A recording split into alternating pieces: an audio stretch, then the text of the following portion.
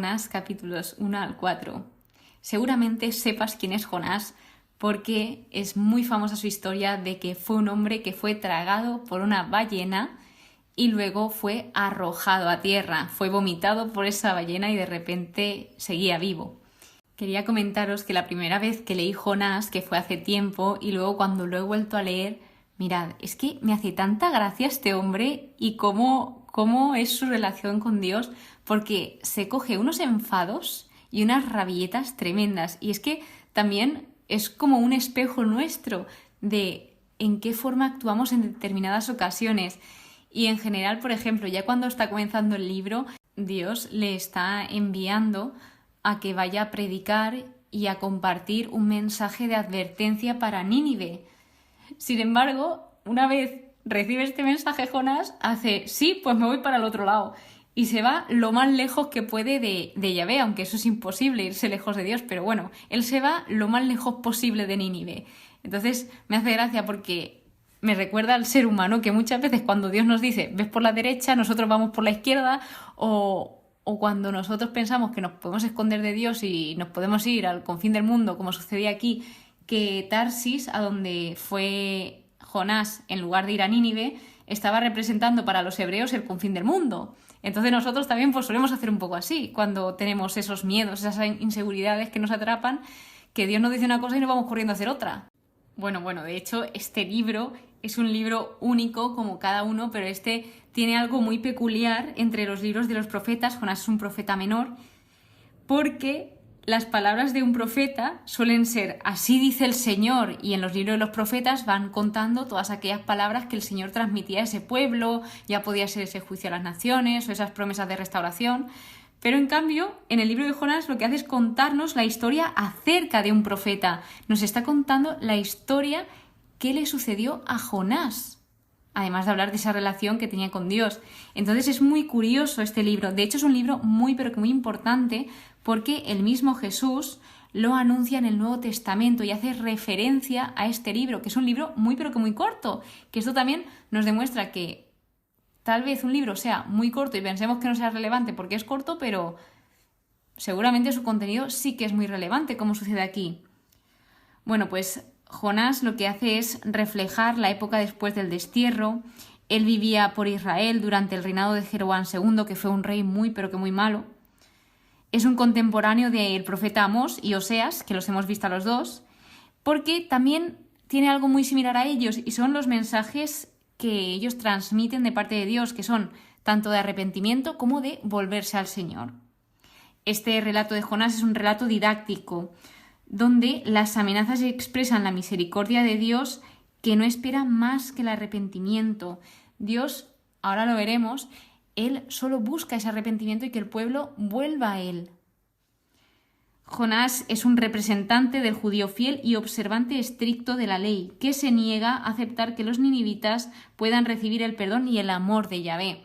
Luego vemos cómo la tesis de Dios es totalmente contraria, porque Dios lo que hace es esperar una muestra de arrepentimiento de cualquier persona, sea o no sea judía. A Dios no le importa que seamos, lo que le importa es que seamos buenas personas, que tratemos bien a los demás, que vivamos en el derecho y en la justicia y sobre todo en el amor.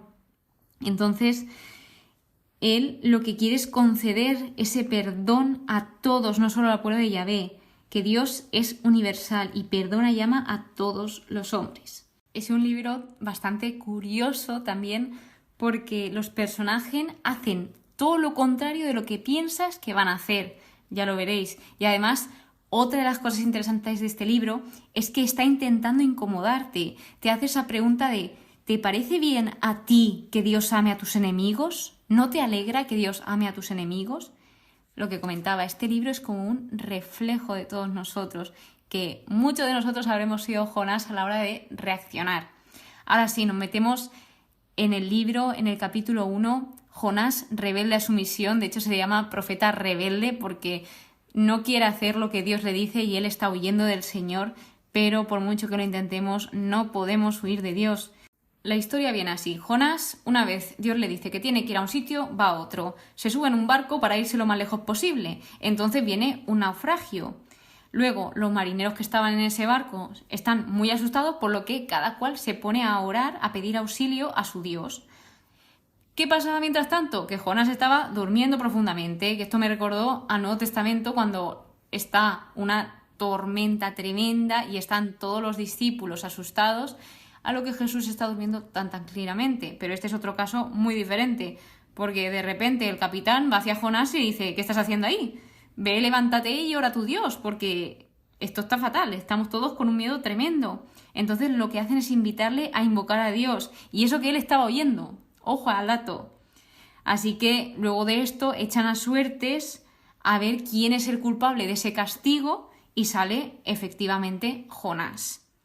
Le preguntan que quién es, que qué hace, qué ha hecho, qué está sucediendo para que tengan esa tormenta. Y les contesta: soy hebreo, creo en Yahvé, Dios del cielo, que hizo el mar y la tierra. A lo que ellos responden: ¿por qué has hecho esto? ¿Por qué estás huyendo de Dios? Ellos no comprendían por qué él huía de su Dios.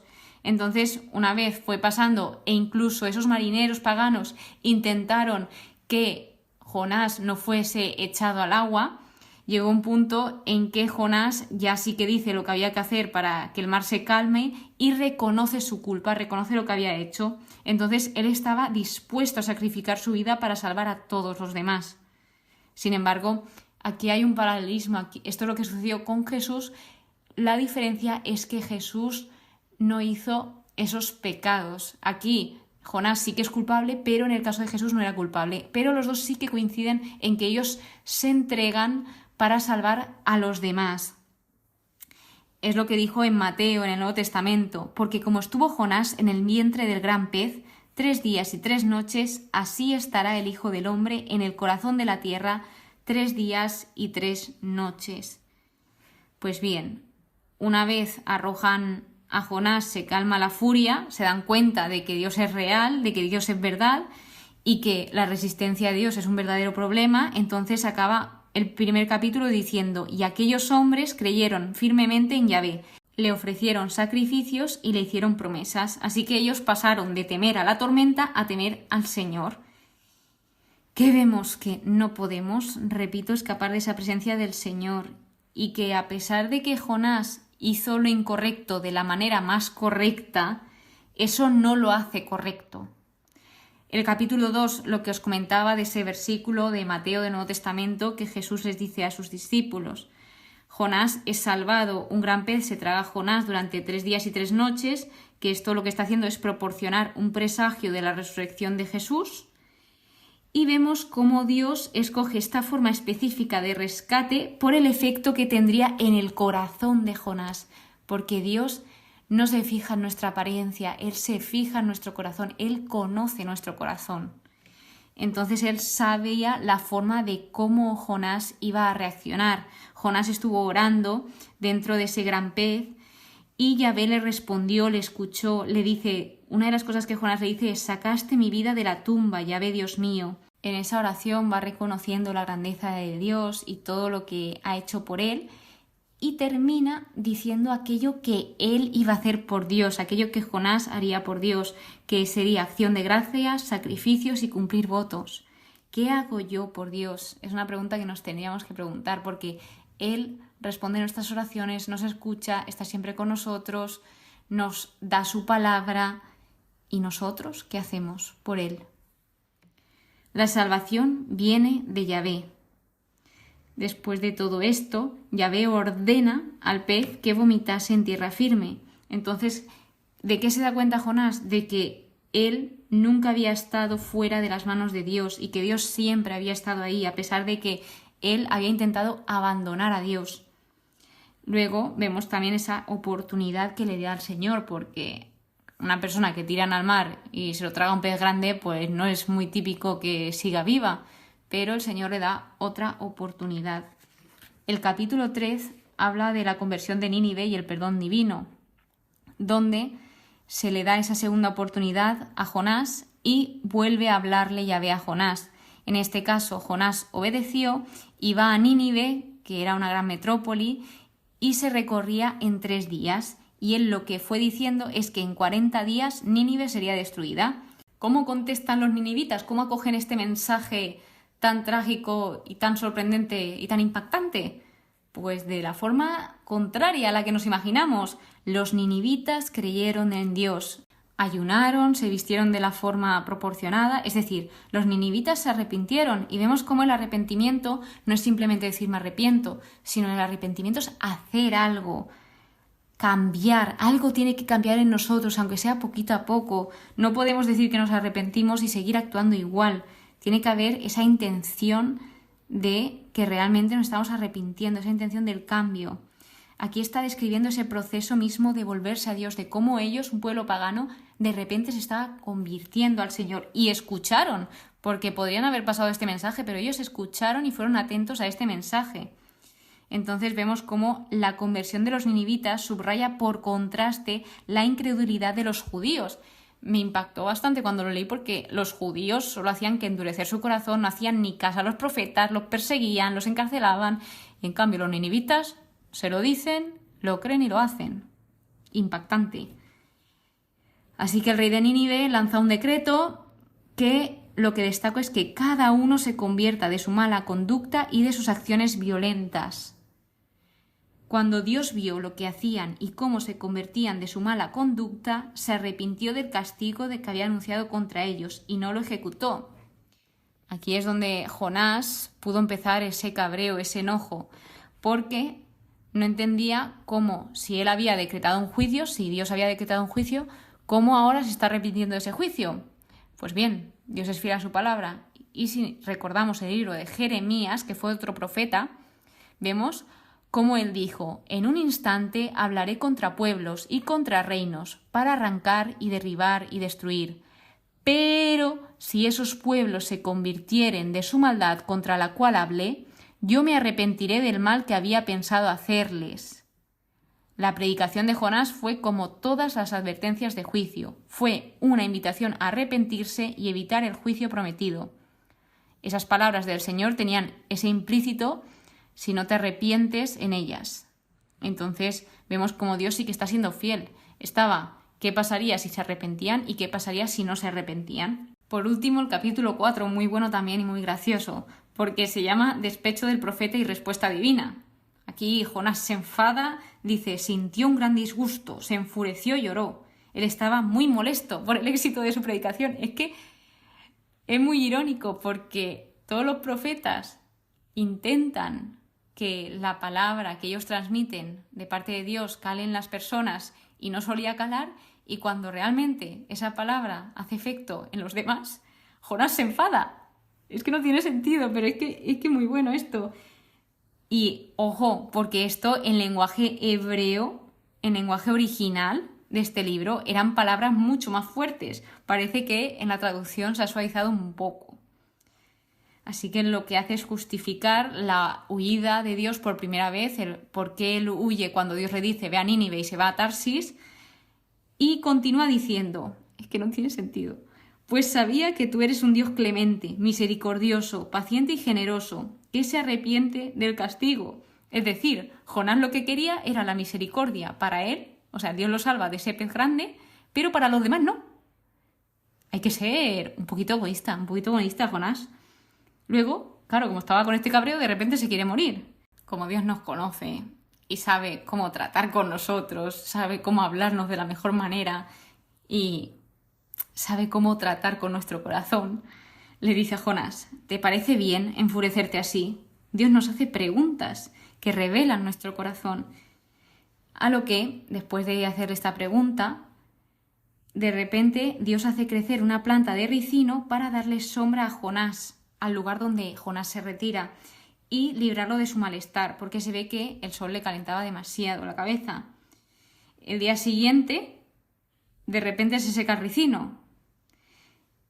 No lo he dicho, pero Jonás se puso contentísimo con el ricino, pero contentísimo. Pues cuando se seca el ricino, el día siguiente se vuelve a querer a morir. Ya se ha enfadado otra vez porque se ha ido el ricino. Y le vuelve a decir Dios, ¿te parece bien enfurecerte por el ricino? Y Jonás hace, sí, me parece bien. No lo dice con estas palabras, pero casi. Así que vemos cómo luego los dos últimos versículos del libro son muy pero que muy buenos, que dice: Tú te compadeces de un ricino que no te ha costado hacer crecer, que al cabo de una noche apareció y al cabo de otra pereció. ¿Y no voy yo a compadecerme de Nínive, la metrópoli, donde viven más de 120.000 personas que no distinguen el bien del mal y una gran cantidad de animales? La misericordia de Dios es universal, y lo que le estaba intentando decir a Jonás es que él no se estaba dando cuenta de todas estas personas, les daba igual las personas. En cambio, lo contrapone con ese ricino. Ese ricino no lo había hecho crecer él y le había cogido tanto cariño y era algo material, y a las personas que Dios sí que las ha hecho él y ha estado ahí en su crecimiento y en todo el proceso, ¿cómo no se va a compadecer de esas personas? Le quiere hacer ver esto a Jonás. Me cuesta un poco explicarlo, pero espero que lo hayáis cogido. Es muy bonito la forma en que el Señor le enseña a Jonás que su amor es para todos, no solo para los judíos, sino para todos. Así que vemos cómo el Señor se preocupa por todas las personas, se preocupa por ti, por mí, por el de al lado, por el vecino, por todo el mundo. Dios mostró su misericordia a Jonás a través de mucha preparación, y luego el verdadero trabajo de preparación sucedió en Jonás. Lo que Dios realmente preparó fue una persona, fue a Jonás. Y así termina el libro de Jonás. Es un libro muy bonito, el mensaje que quiere transmitir de una parte de otra. Jonás también hace cosas admirables como reconocer su culpa, entregar su vida por los demás y confiar en el Señor finalmente, a pesar de que él quería huir. Y Dios nos enseña ese amor infinito que tiene por cada uno de nosotros.